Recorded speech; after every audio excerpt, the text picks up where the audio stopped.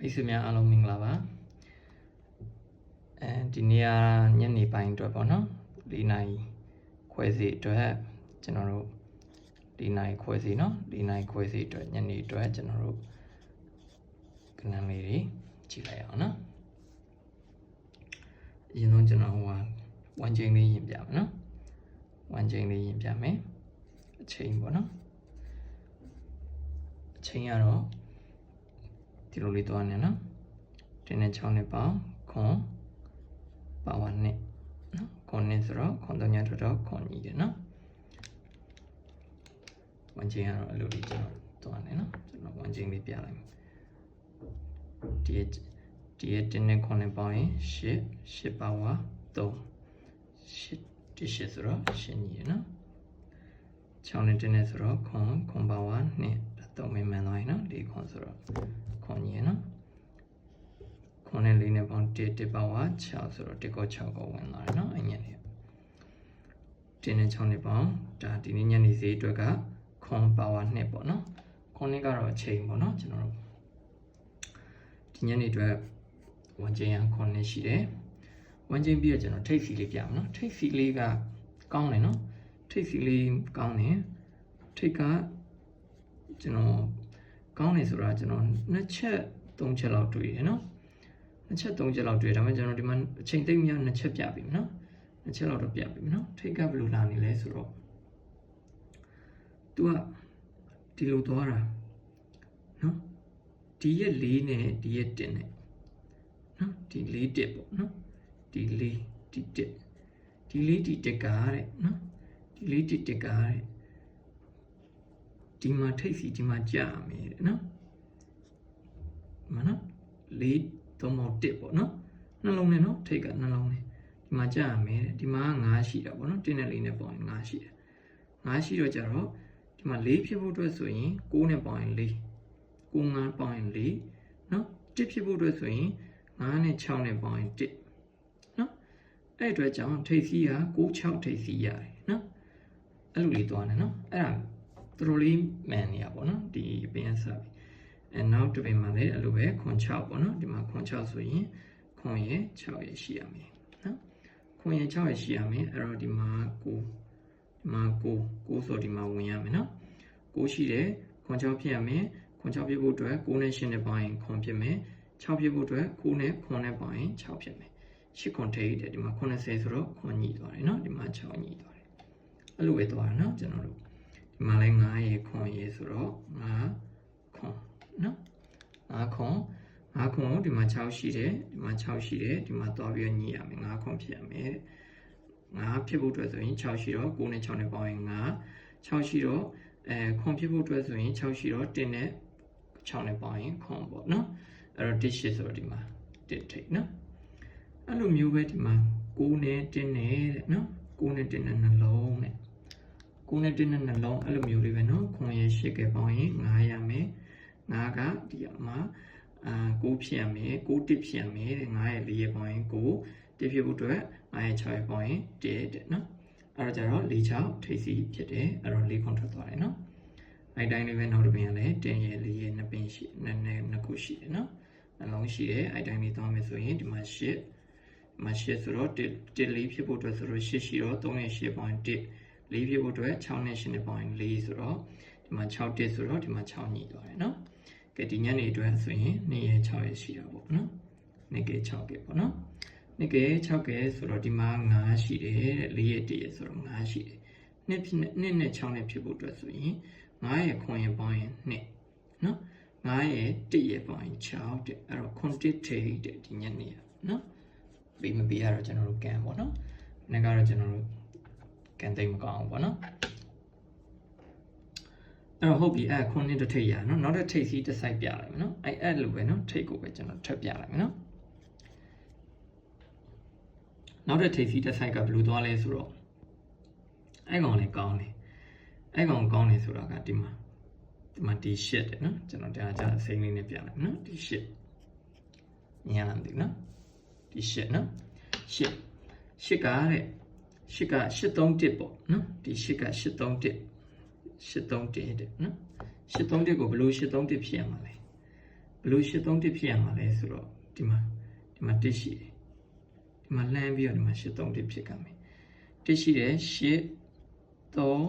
တစ်ဖြစ်ဖို့အတွက်3ညနော်9နဲ့3ညဒါထိတ်တယ်90ထွက်တော့ဒီမှာ9ထိတ်ဝင်တယ်နော်အဲ့တိုင်းလေးပဲဒီမှာ3ညရှိတယ်3ည5ခွန်ဒါကျွန်တော်ဒါ6ပင်ကတ်ကိုကျွန်တော်ယူပေးထားတာနော်ဒီဘက်က6ပင်1နဲ့3 4 5 6ပင်ရှိသွားပြီနော်ဒီပင်နဲ့ဆိုရင်ဒီပင်ကတော့5ပင်ကတ်နော်အဲဒီမှာ3ည5ခွန်နဲ့3ည5ခွန်ဆိုအဲ့တိုင်းပဲသွားမယ်နော်ဒီမှာ6ရှိတယ်6ရှိတဲ့အတွက်3ညဖြစ်ဖို့အတွက်ဆိုရင်4 5ဆိုရင်9နော်ခွန်ဆိုရင်6ရှိတဲ့အတွက်1နဲ့ပေါင်းခွန်အဲ့တော့ဒီမှာ1 8ဆိုတော့ဒီမှာ1ညီတယ်နော်အဲ့တိုင်းပဲဒီမှာ8ပါဝါ3 8နဲ့ကတ်1နော်8 3တစ်ကဒီမှာခွန်ရှိတယ်ကျွန်တော်မြင်လေးပြောလိုက်မယ်နော်ခွန်ရှိတဲ့အတွက်8 3 1နော်ခွန်နဲ့ပေါင်း8 3 1နော်အဲ့တော့4ခွန်ဆိုတော့1 6 4ညိသွားတယ်နော်ဒီမှာလည်းအဲ့လိုပဲခွန်ပါဝါနဲ့နကတ်3ညခွန်နဲ့3ညဒီမှာ1ရှိတယ်1ရှိတဲ့အတွက်ခွန်နဲ့3ညဖြစ်ဖို့အတွက်ခွန်နဲ့3ည6 1 9ပေါ့နော်အဲ့တော့ဒီမှာ6 1ထွက်တော့6ညိသွားတယ်နော်ထိစီပေါ့နော်ဒီမှာဒီနေ့ညနေအတွက်ဆိုရင်ဒီမှာ1 6 8 1 6 8ဖြစ်တယ်တဲ့နော်အဲ့တော့ဒီမှာ4ရှိတယ်4ကို1 6 8ဖြစ်ဖို့အတွက်4ရဲ့ခွန်ရဲ့ပေါင်းရင်1 4ရဲ့2ကပေါင်းရင်6နော်4ရဲ့4ရဲ့ပေါင်းရင်8အဲ့တော့ဒီမှာခွန်2 4တဲ့နော်ထိတ်နော်ဒီမှာခွန်1ထိတ်နော်အဲ့တော့ခွန်တစ်လုံးကတော့အားကောင်းတာပေါ့နော်အဲ့ဒါခွန်တစ်လုံးအားကောင်းတာကဒီမှာလည်းတစ်ချက်ကြည့်လိုက်နော်ကျွန်မ1 chain မှာလည်းတစ်ချက်ကြည့်လိုက်ဒီမှာဆိုရင်ခွန်ပိုင်း8ပိုင်းခွန်ပိုင်း1ပိုင်းဒီမှာလည်းပြီးမယ်ဆိုရင်ခွန်ပိုင်းပေါ့နော်ပြီးမယ်ဆိုရင်ခွန်ပိုင်းပေါ့နော်ဒီမှာဆိုလဲအဲ့တော့ခွန်ကတော့အားတာတယ်အဲ့ဒါကိုကျွန်တော်က1 chain ပြီးပြီဆိုတော့ကျွန်တော်မပါမဖြစ်ကီးလေးပေါ့နော်ကီးလေးကျွန်တော်ထုတ်ပြမယ်နော်ကီးလေးကလည်းအဆင်ပြေတယ်ကီးလေးကလည်းအဆင်ပြေတယ်ဆိုတာပင်လေးရှိတယ်မှန်တာလည်းကောင်းတယ်နော်ဘယ်လိုလာလဲဆိုတော့ဒီမှာဒီနှလုံးပေါင်းမယ်ခွန်ရ1ရဆိုတော့8ပါဝါ3နဂတ်1 8 3 1ကီအဲ့မှာ1လေးထွက်တော့1ကီ1ညီရနော်အဲ့တိုင်းပဲသွားမယ်နော်5လေးပေါင်းတော့9 9လေး6ကီ6 8ထွက်တော့6ညီတယ်3ခွန်ပေါင်းတော့3ညပါဝါ9နဂတ်ခွန်3ည5ခွန်ကီခွန်3ညထွက်တော့3ညခွန်ညီတယ်ဒီမှာနော်8 5ပေါင်းတော့3ပါဝါ8နဂတ်5 1 8ထွက်တော့8ညီတယ်6နဲ့9နဲ့ပေါင်းရင်9ပါဝါ3ညနခတ်3 3ည3နော်အဲ့မှာဒီမှာမပြတ်ဘူးနော်ဒီမှာမနက်ခင်းမှညီရနော်ဒါမနက်ခင်းမှညီရနော်ဒါကျွန်တော်တို့မနက်ခင်းကစားတဲ့အတွက်ဒီပင်မှာကျွန်တော်တို့မနက်ခင်းကစားသွားတယ်ဒါပေမဲ့နောက်ပင်မှာကျွန်တော်တို့ဒီမှာ9နဲ့1နဲ့ပေါင်း6ပါဝါ1နခတ်9 6 1 9ဒီမှာ6ကို1ကိုညီရနော်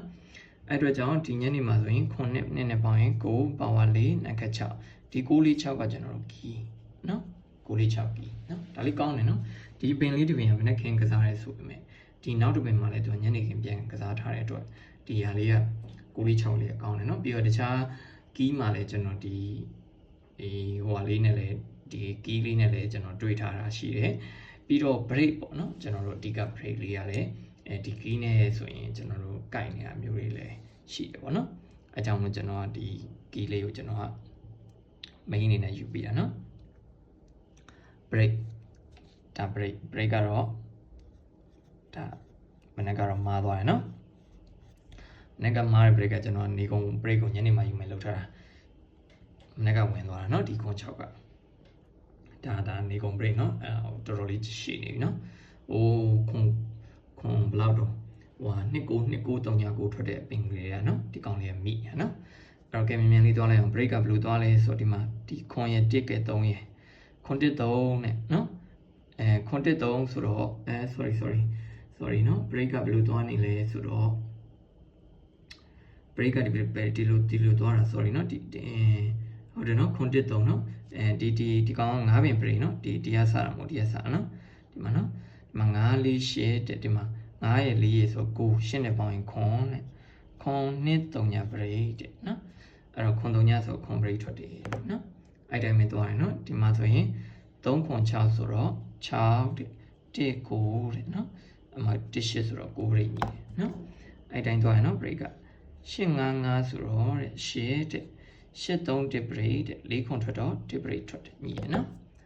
အဲ့တော့ဒီမှာ6 9ခွန်ဆိုတော့3 2တဲ့2ပါဝါခွန်နဲ့နှစ်ခက်4 2ခွန်4 break တဲ့ဒီမှာ6တစ်ဆိုတော့ခွန် break ညီသွားတယ်နော်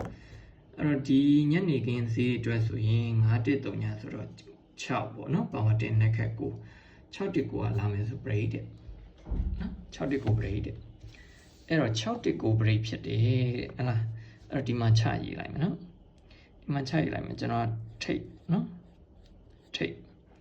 ထိတ်ကဒီမှာဆိုရင်ခွန်1ခွန်2 4ဟလားဒီမှာဆိုရင်ခွန်1ခွန်2 4ဒါထိတ်နော်ပြီးတော့chainကဒီမှာဆိုရင်ခွန်2 chain နော်ခွန်2 chain နော်ဒါကီကတော့ဒီမှာ946နော်946ကီ946ကီဒီမှာ break ကခုနကျွန်တော်တို့6တစ်ကို break ပေါ့နော် break ကတော့6တစ်ကို break ဒီမှာနော် break က6တစ်ကိုဒီမှာ6တစ်ကို break အဲကြောင့်ကနန်းလေးဆင်မယ်ဆိုရင်ကျွန်တော်ကဒီမှာခွန်မိန်းထားလိုက်မယ်နော်6တစ်ကို break နဲ့ပဲကျွန်တော်ညှိမယ်ဆိုရင်ခွန်9 6ခွန်1ဆိုရင်ခွန်2ဟလားနော်9ဆိုရင်1ဆိုရင် sorry ခွန်4ပေါ့နော်6 1 9ပေါ့နော်6တစ်ကို break 1ကို6တစ်ကို break ထားမယ်ဆိုရင်6 1 9 break နော်2ကို6တစ်ကို break ထားမယ်ဆိုရင်6 1 9 break ကနန်းထက်လေးရှိရနော်4ကို6တစ်ကို break ထားမယ်ဆိုရင်6 1 9ဟလားနော်ဒါကတော့ဒါကျွန်တော်အကုန်လုံးပေါ့နော်အကုန်လုံးကိုကျွန်တော် key နဲ့ break နဲ့ကျွန်တော်ချုပ်ပေးလိုက်တာအဲ့ဒီမှာကနန်းထက်ကနော်ဒီမှာခွန်နဲ့ဆိုရင်ဒီမှာခွန်နဲ့ပယ်လို့ရခွန်4ဆိုရင်ခွန်4ပယ်လို့ရနော်4နဲ့ဆိုရင်4နဲ့ပယ်လို့ရနော်အဲ့တော့ဘယ်နှကွက်ပဲရှိမဆိုတစ်ကွက်2ကွက်3ကွက်နော်4ကွက်5ကွက်6ကွက်9ကွက်10ကွက်9ကွက်ပေါ့ကနန်းလေး9ကွက်ရှိမယ်နော်ကနန်း9ကွက်ပုံမှာဒီ1နဲ့ပတ်သက်တာလေးတွေလေသူထိုက်လျောက်လေးတော့ကစားစေချင်တာပေါ့နော်ဒီခွန်နဲ့ပတ်သက်တဲ့ကနန်းကိုတော့ကျွန်တော်ပို့ပြီးတော့သဘောကျပါတယ်နော်အဲ့တော့မိတ်ဆွေများအားလုံးညနေခင်းမှာကံကောင်းနိုင်ပါစေနော်အားလုံးပဲဘိုင်ဘိုင်ပါ